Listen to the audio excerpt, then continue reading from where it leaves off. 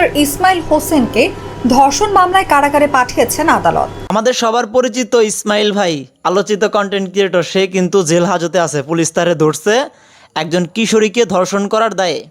সে কিন্তু আলা বলা হইলে কি হবে, একজন কিশোরীকে আজ থেকে 5 মাস আগে ধর্ষণ করছে, মানে করতেই আছে, 5 মাস 6 মাস যাবৎ ধর্ষণ করতেই আছে।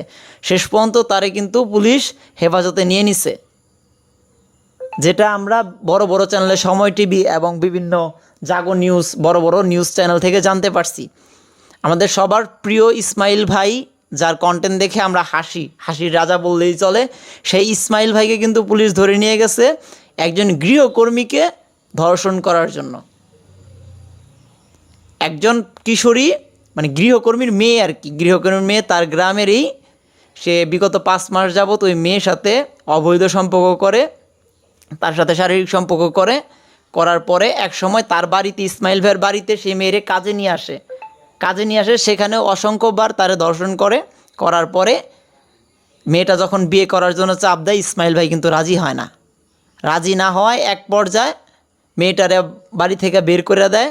আবার মেয়েটার মা বাড়িতে ছিল না কয়েকদিন আগে, সেই সময় তার বাড়িতে গিয়ে আবার ধর্ষণ করে। মানে ধর্ষণের পরে ধর্ষণের পরে ধর্ষণ। যে একটা কথা আছে না, পাপ বাপ কেউ ছাড়ে না, সে অবস্থা হয়েছে আমাদের সবার আলোচিত জনপ্রিয় ইউটিউবার ইসমাইল ভাইয়ের। ইসমাইল হোসেন ওরফে ইসমাইল ভাই, যার কন্টেন্ট দেখে আমরা সবসময় হাসি।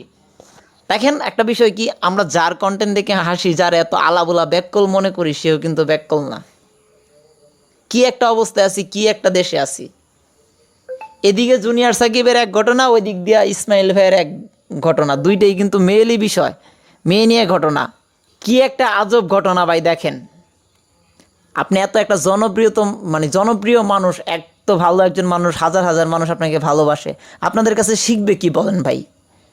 ইসমাইল ভাই, আপনার কাছে মানুষ শিখবে কি? যখন একটা মানুষ শুনবে যে কন্টেন্ট ক্রিয়েটর ইসমাইল ভাই এক মেয়ের ধর্ষণ করে জেল হাজতে আছে, তখন তার কাছ থেকে মানুষ শিখবে কি? মানুষ হলো বিনোদন প্রেমিক। বিনোদন যারা দেয় তাদেরকে মানুষ ভালোবাসে, তাদের কাছে যায়, তাদেরকে অন্যরকম ভালোবাসে, তাদেরকে বিশ্বাস করে। বিশ্বাসের জায়গাটা আর থাকলো কই বলেন? একজন কন্টেন্ট ক্রিয়েটর, একজন সেলিব্রিটি মানুষ যখন একজন সাধারণ মানুষকে একটা কথা বলে, সে কিন্তু বিশ্বাস করে, তাকে আলাদা একটা বিশ্বাসের নজরে দেখে। তো একজন কন্টেন্ট ক্রিয়েটর বা একজন সেলিব্রিটির হাত থেকেও যদি একজন নারী, একজন মানুষ ছাড় না পায়, কাদের কাছ থেকে ছাড় পাবে বলেন? তো ইসমাইল ভাইয়ের কাছে তো আমি এই জিনিসটা আশা করি না সে একজন মানুষকে ধর্ষণ করবে বা তার কাছ থেকে এই ধরনের কোনো কিছু হবে। যাই হোক, ইসমাইল ভাই বর্তমানে জেল হাজতে আছে, পুলিশ হেফাজতে আছে, তার বাড়ি হালুয়াঘাটে। দেখা যাক কি হয়।